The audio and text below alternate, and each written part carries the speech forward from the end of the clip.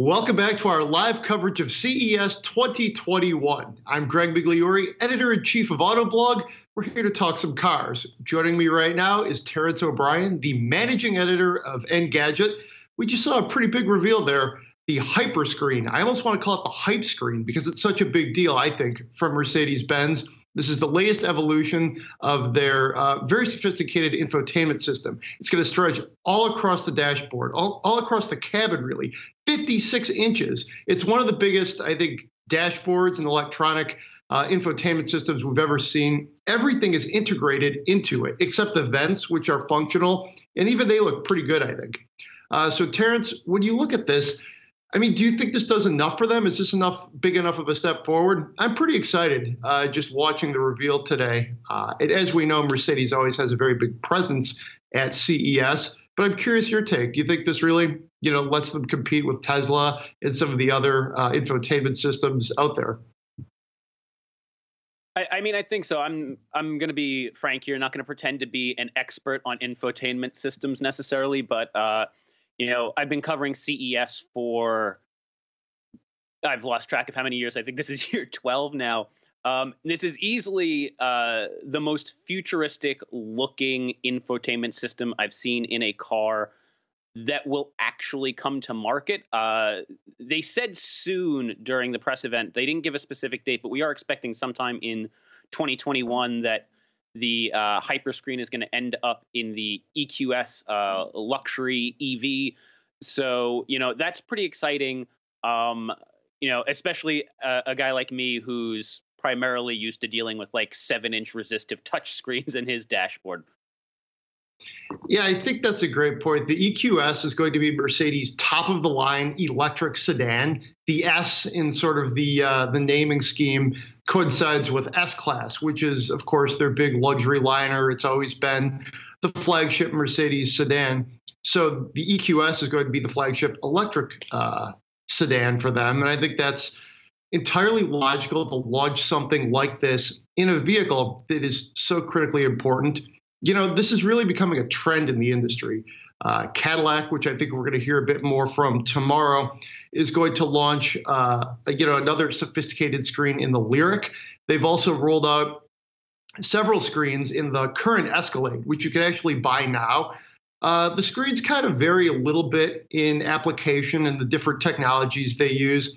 The Cadillac one, for example, has several OLED screens, which is what we're going to see here in the Mercedes application. And I think it's an interesting way to sort of bridge, what we're seeing in like TVs, laptops, and just the general consumer electronics industry and bring it into, the inside of your car. And I really think that's the way the future is going to be here at this point. Tesla was one of the pioneers by basically putting, this like screen in the middle of the Model S that really looked like, at the time we just called it like an iPad. But it wasn't really well placed. It did feel a little kind of like clunky. And for a while, that was almost the way car companies were doing it. They were like, hey, let's take this touchscreen, whack, put it right there in the middle and, add all that functionality. What I think is cool about the EQS application and the Cadillac and a few other ones is it is so well just positioned and integrated to really be part of that experience. So I'm pretty excited about it. It's a curved dash, which it's interesting, when you look at that panel, that's a really old term in the car business. It goes back to like the 40s or 50s. Oldsmobiles used to have curved dashes for entirely different reasons. But it's interesting just to see that sort of shape kind of is, sort of repeating itself in a far different application here in 2021. It's also a good way, I think, to rethink the interior. Traditionally, even the dashboard, like above the instrument panel, above the controls, you had a lot of leather, you had stitching, and frankly, a lot of just empty space. By making this stretch all the way out, you're making it feel more like organic and I think connected to the car, which is kind of a cool thing. We'll see. The way these things usually work is they're available on like the top end trims. So you do have to pay a good deal more to make sure that you get this, which is always tricky. Otherwise, like the base EQS, if you will, would probably have a more simpler system. That's what I think Cadillac is going to do as well. So, I mean, I'm excited to see this type of technology grow in the auto industry. I think we'll see it more in the luxury sector too. I mean, that's one of the big questions for me is, do we have any idea how much the EQS is going to cost and how much this is going to add to the price of the vehicle?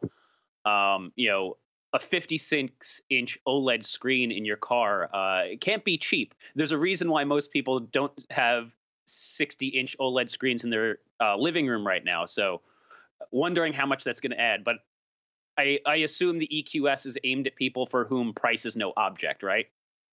Yeah, absolutely. I mean, if you would sort of, again, make that sort of parallel, if the S-Class is Mercedes' most expensive sedan, and, you know, that car is not cheap, and then if you add some electrification to it with the EQS, I think if you can afford the EQS, you can certainly afford the, you know, the screen, the hyperscreen, if you will. I think, you know, what's kind of cool too is just how colorful and futuristic it looks. Because sometimes when you're in the market for an electric vehicle, I think by nature, maybe not at this point, but just in general, electric vehicle buyers are early adopters. You know, they're people who want to try a different technology. They want to get away from filling up at the pump, and they want something that's new and different. And sometimes you would get into hybrids or even full electric vehicles, and it often seemed like the dashboard didn't match like the under the hood battery technology. And I think that's really cool here that, you know, with the EQS and some other vehicles, it seems like the inside is catching up to the outside. Yeah, and I mean, I think just going back to the point you made earlier about Tesla being one of the first to integrate this, and I think Mercedes' current MBUX system is still that sort of like, seems like an iPad slapped in the middle of the seat style, right? Yeah, that's right. I've tested a number of Mercedes vehicles over the years, and it does have that kind of almost like Garmin feel. Like, hey, you know, you bought this thing at Costco and you're going to slap it in the middle of your car. Mercedes has some of the nicest interiors, I think, in the business. So, you know, the way I look, you know, maybe 5-10 years out in the future, you'll be able to get a sophisticated, like all, you know, digital screen like this if you want, or maybe you'll be able to get one that's like halfway screen and then halfway more structural with like leather and stitching in more hard points like that. I think they're going to play to a number of different markets. And, you know, that makes sense. You know, that's how Mercedes has been in business since like 1886 or something, is they know their customer. They're not afraid to take risks and try new things. And, you know, especially for a brand like them, there is always that risk of, you know, having a luxury car that does seem a little like, you know, stuck up or something.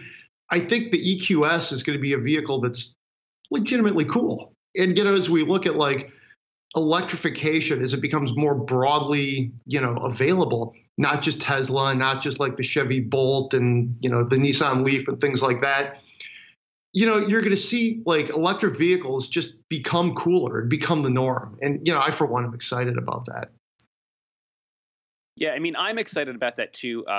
You know, I'm the kind of guy who's normally a relatively early adopter. I am not when it comes to automobiles, though, for a number of different reasons. But I'm definitely excited to see electric vehicles pick up a more, like you said, cool vibe. Try to put out a little bit of a less granola image to themselves. I am wondering, though, you know, is this going to be the way forward as well for lower level vehicles? Do you see this like wraparound screen technology coming to more mainstream sedans, or is this going to be the sort of thing that is primarily relegated to the high end stuff for the foreseeable future? You know, I would probably put that at maybe 6-7 years out before we start to see like even mid-level applications of these, but you never know. Like Ford rolled out Sync, which was actually kind of roundly criticized because it didn't work very well about 10 years ago. And they put that in everything from like the Fusion to the Taurus to the Explorer. And that was certainly a risk, you know, going down that road with like mainstream vehicles. I think right now what you're going to see is maybe these really high-end curved dash, curved glass panels is sort of like the add-on. So you want to get the tech package Okay, that's an extra couple $1,000. You go with that. But then if you're willing to pay maybe even more, hey, you could get this really sophisticated dashboard. And I think that's usually how pricing strategies break down, even for luxury automakers.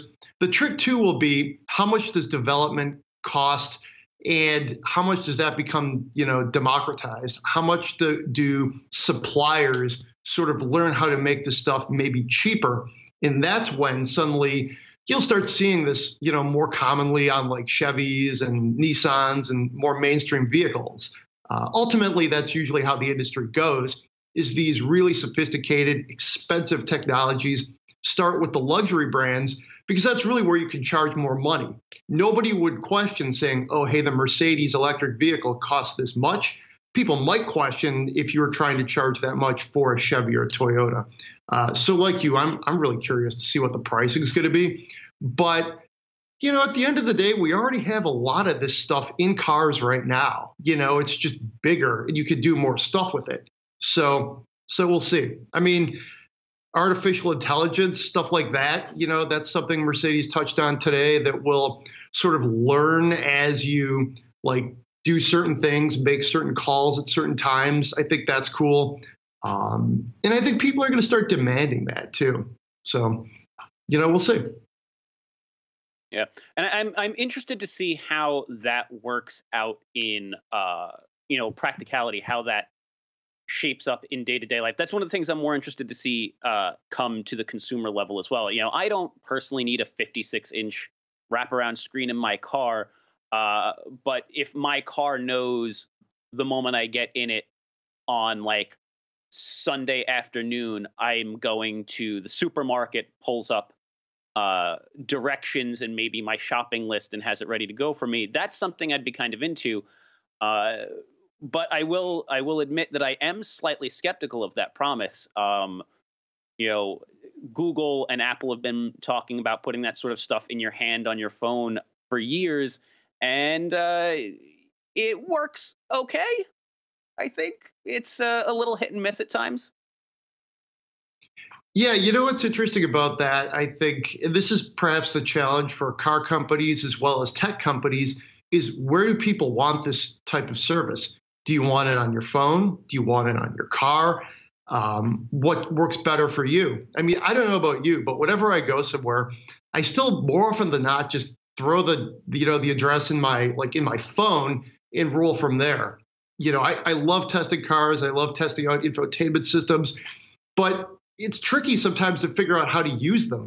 Sometimes I forget how to use the infotainment system in my own car. So I think a lot of times what, we'll see, and I think that will help determine where the market goes, is how does the consumer want this? I mean, barely 10 years ago, people were still printing out maps from MapQuest because that's what the easiest thing to do was at your office, and everything literally changed overnight with Apple Maps, Google Maps, things like that. And it became just so much easier to do it on your phone and keep things, just taking you where you want to go. And there's certainly a big market out there for, other companies. Can you partner with, like a grocery store that will already have, your list curated for you and ready to go? Could you partner with, like a headphone company that might want to sell you some advertising, is like, pre-roll before you even get in the car and you hear your directions.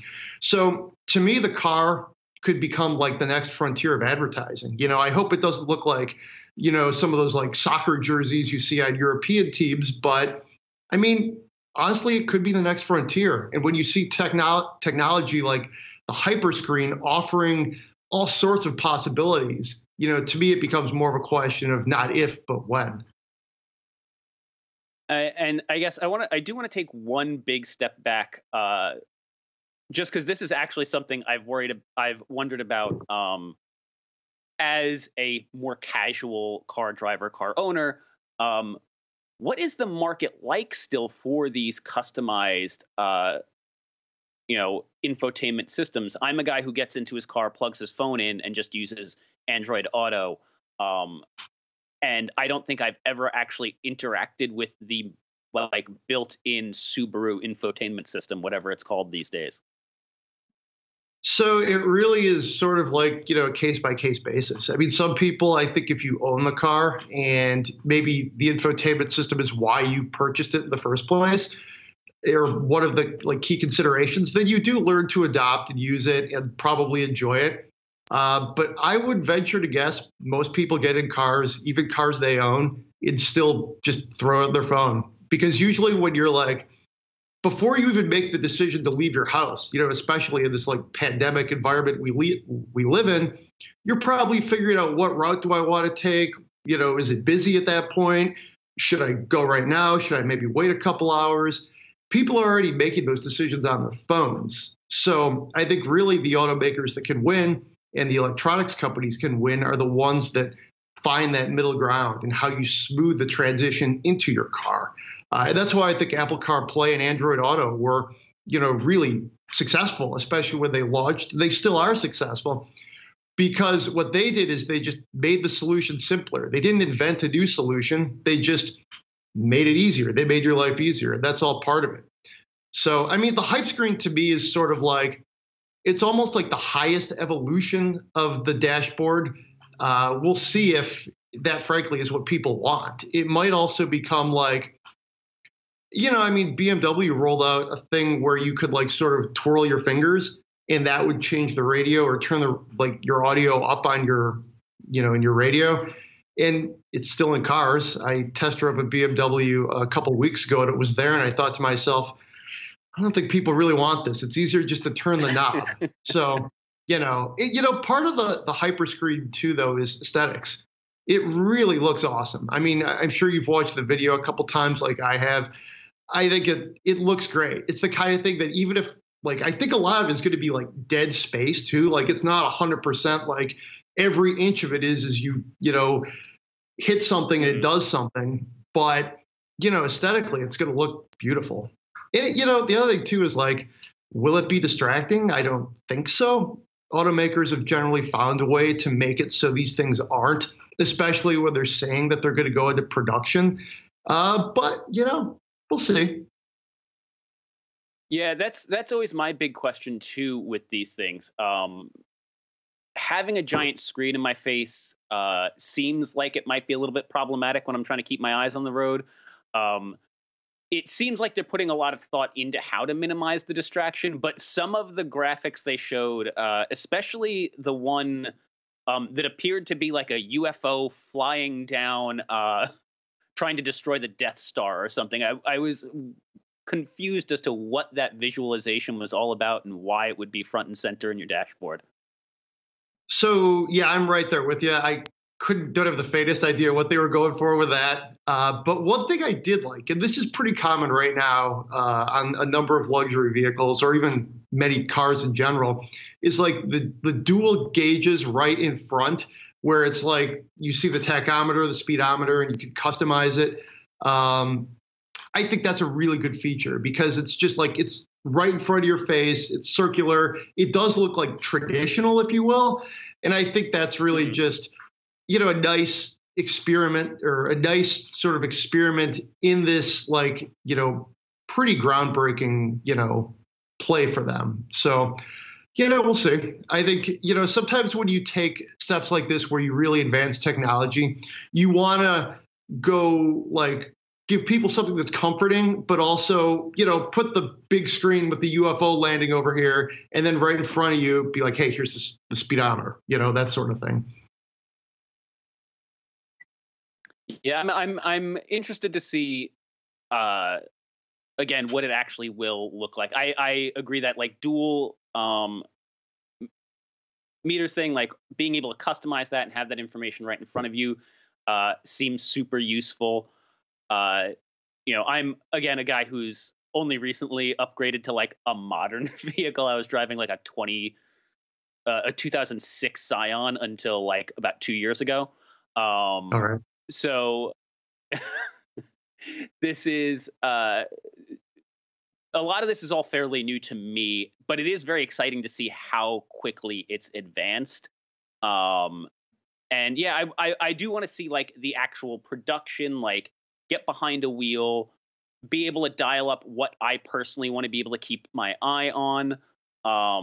and then put it where it would make the most sense. I think that's the like selling point to me, is the customizability of it. One of the things, like, if my old Scion, the speedometer was like in the middle of the dashboard. It wasn't behind the steering wheel. And that was like a thing that was distracting. I didn't know why it was there. It meant I had to take my eyes off of it. Whereas in my new car, there's limited customizability, but there is a screen, and I can choose what that screen behind the steering wheel displays. And this is clearly like even far more advanced than that. So that's like the thing that gets me as a more casual driver. It's interesting because car companies, especially the luxury space, like when I think of Mercedes, I tend to think of what are BMW and Audi doing. And Audi rolled out a digital cockpit that was, this was probably 5-6 years ago, at least 7 years ago even. And it's slowly rolled out across their lineup. And it's the same idea. It's just not quite as extravagant, not quite as functional as this. Although it can be when you like really add in all the different options and different things. And that, to your point, Terrence, is it's configurable. If you want certain things to be here, you can. If you want certain things to be over there, or in the case of the Audi, you could turn things off, which I think is kind of a nice feature as well. It originally rolled out on the Audi TT, I want to say, which is a sports car, which they actually no longer make, which shows you how long this technology has been around in some cases. And the idea was, if you wanted to have a really simple experience in your sports car, you could do that. And I think, in certain cars, like, say a Ford Mustang, even the new Tesla Roadster, you're going to want a very minimalist experience. You're just going to want to be able to have the performance metrics in front of you and maybe the nav screen, and that's it. And I think when you look at vehicles like the EQS, which, as I was looking at some of the electric vehicles they're planning to roll out, like the E line, if you will, we know about at least 3 of them. And the S is going to be by far the most expensive. And we expect the Hyperscreen is going to be sort of like an option on top of that. So you're really talking about the top of the food chain here. We've heard about an EQA, an EQE, which sort of like, stretches the lineup of Mercedes, like traditional cars. They just have like the EQ designation at the front of it. So, again, I think it's good to point out that a lot of the Hyperscreen is, really at the top of like the tip of the spear, to use that cliche, if you will. It's something that you're not going to see on every Mercedes electric vehicle, but after a couple of years, they're going to start to use that technology, roll it out across more of the EQ lineup. And then, who knows, maybe we'll even see it in some of the regular Mercedes, if you will. So, I'm excited to see what direction it goes. I think, again, they really put a lot into this that I think takes Mercedes to a place that's a little bit farther than they've traditionally gone. And I think that's really smart right now as an automaker. You don't want to just look at like even just traditional applications like electrification and infotainment system, and how could you optimize your fuel economy and your traditional like internal combustion engines, and then just design. You want to think, what's next? What else? And for me, that means taking places like the interior, the infotainment system, the dashboard, and completely reinventing it and making it something that really just is special, different, and even a reason you might want to buy the car. Interior is definitely, it should be a strong purchase consideration for people. And I think it is, because it's where you spend all your time. But I would venture to guess most people buy a car, or many people buy a car simply because of how it looks when you're sort of making that calculus. So we'll see. I mean, I think Mercedes, their press conference was pretty short. I mean, it's a virtual show this year, so that's okay. I feel like maybe if the show is in person, they might have, drawn it out a little bit more, and that's okay. It's, 2021. But they've invested in CES. They showed that Avatar concept a year or two ago. They traditionally have just brought something to CES to let the world know that they're there. Not every automaker has done that. And I think that's smart. They are getting their brand, the idea of what a Mercedes can be, in front of all sorts of different customers, and I think that's a really smart move. So. And forgive me, but I'm not 100% up on this, but usually Detroit Auto Show shortly follows CES, right? That's right. I think, usually it's right now. In fact, I was just thinking to myself, it's a little odd not to be getting ready for the Detroit Auto Show. And that's obviously not going to take place this year until I think the fall. As a journalist, I've actually enjoyed being able to focus just on CES this year as opposed to like essentially monitoring two shows. And I'm sure probably the automakers and tech companies feel the same way. Actually, it's kind of good to have that more precise focus, if you will. So yeah, I mean, and a lot of times what we've seen the last couple of years is car companies would sort of have to make a call. What do you want to show at CES? What do you want to show at Detroit? What do you want to show at New York, which is only a couple months away traditionally? Usually it's in March or even early April. The Los Angeles Auto Show oftentimes was in late November, early December. So there really was this just like back to back to back, like cadence of auto shows. And then with the pandemic, they've all sort of paused, if you will, until, at least probably the summer or fall. The Detroit show did move first to the summer, I think, and now they've moved to the fall again. So, I mean, I guess that's kind of life right now in 2020, 2021 is all plans are pending. But one thing I think automakers always did a good job of doing with CES is they would take something that maybe might not play at a traditional auto show, like something that wasn't a working car with four wheels and like an engine, and then they would roll it out at CES and say, well, check this out here. It was a great place to gauge reaction, a great place to try and get people to think differently about their brand. And I think that's always a good thing to do. You want to have a philosophy where you're bringing in new customers, attracting new types of people to think about your car company in a different way. So from that standpoint, CES seems relatively quiet this year from an automaker perspective. So from that standpoint, I actually kind of applaud Mercedes for having something and showing it and having us talk about it. I mean, that's a good thing. I think they're raising the conversation. Yeah, I mean, that was one thing that I did notice going into the CES. Over the last couple of years, CES has kind of morphed into an auto show in a lot of ways. A lot of companies rolling in with, like you said, these high concept, maybe not going to be available immediately or ever things. And then this year, a little bit quieter. They stepped back, which I guess isn't terribly surprising, seeing as how we can't all be there to test drive their weird concepts in person.